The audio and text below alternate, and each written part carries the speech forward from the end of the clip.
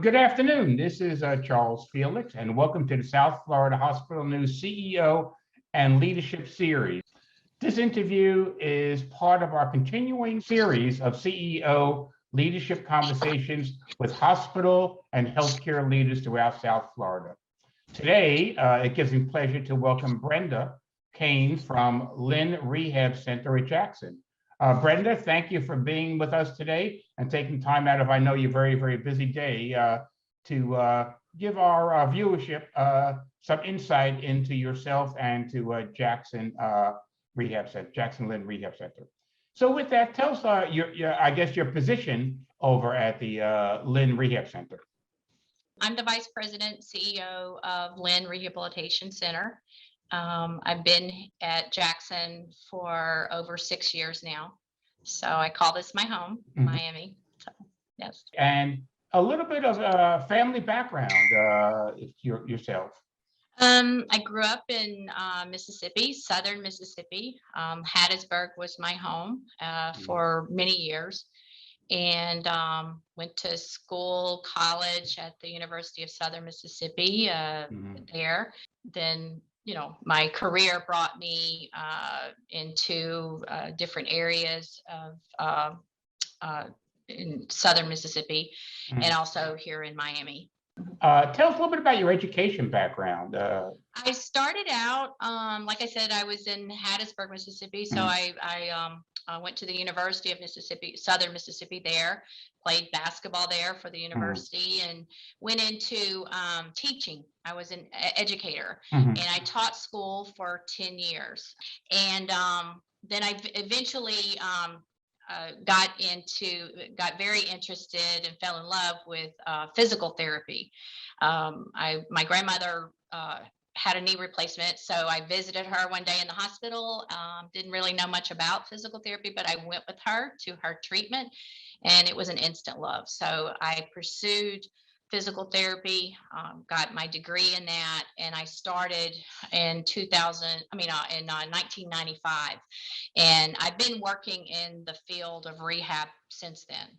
What were some of the major challenges that you ran into, as one might say, getting through the early years, mid years to where you are today?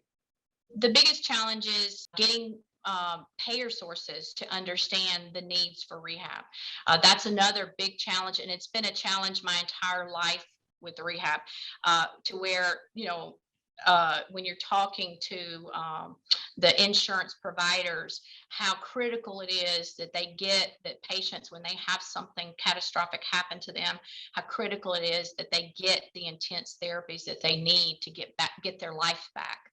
And so I would say consistently over the years, that's been the biggest challenge, is for payers and for people to understand how important it is to get that intense therapies and rehabilitation so that you can get your life back. Yeah. What does your typical day look like as a CEO of the rehab center?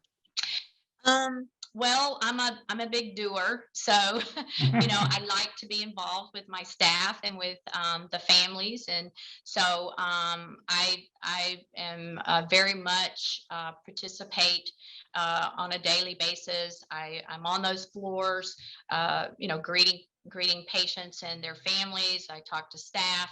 I go to the outpatient services. We have aquatics here, so I'm down at the pool area. You may see me outside in the activity centers. So it's very diverse, and but I love it. And I think my staff,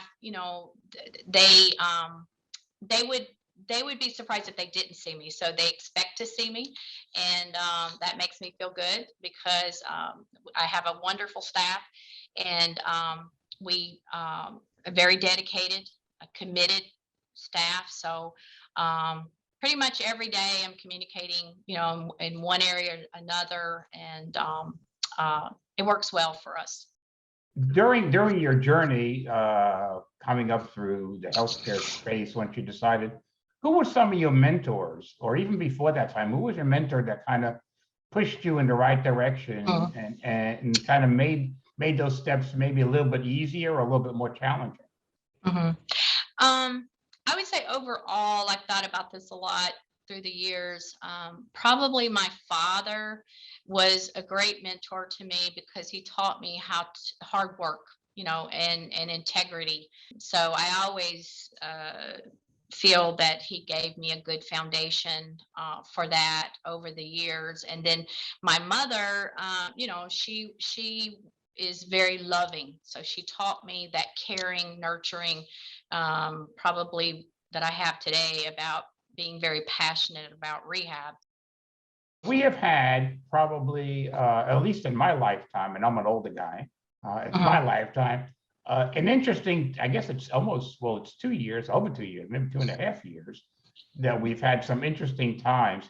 How has the challenges, one, affected you conducting business, number one, and two, how did it affect going forward, lessons learned that may even make it a little bit easier for patients to be able to get rehab, things you may have not thought about before, but say, wait, this works, even though we can't do it this way. I think, yeah, probably overall, this has been the most challenging times during my time of working with the rehab.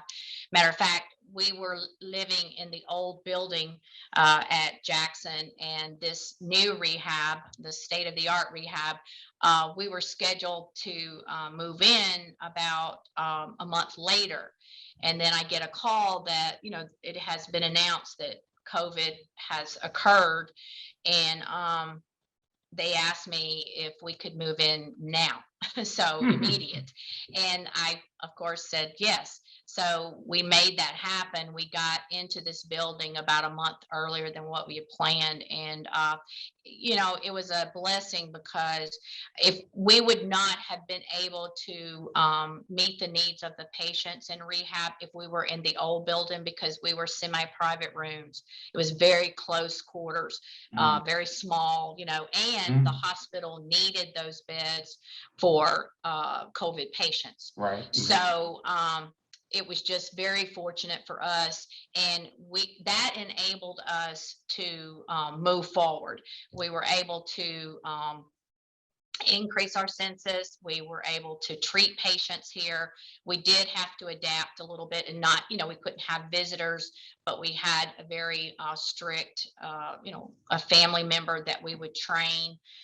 So for us, just staying focused on the mission, being adaptable to change, making sure that we did that very quickly, and a really strong staff, we've been able to do very well in rehab and staying full pretty much.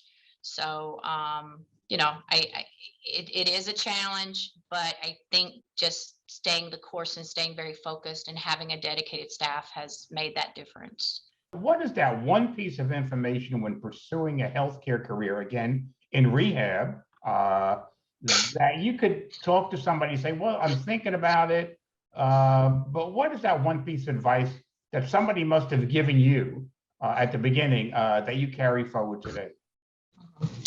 I would say the one piece of advice is that to make sure you're passionate about treating patients and rehab. If you want to go into rehab therapies, make sure that that's your passion, because if it's about something else, career advancements or money or anything like that, you're going to be, you won't stay, because this takes commitment, and it's got to be that you want to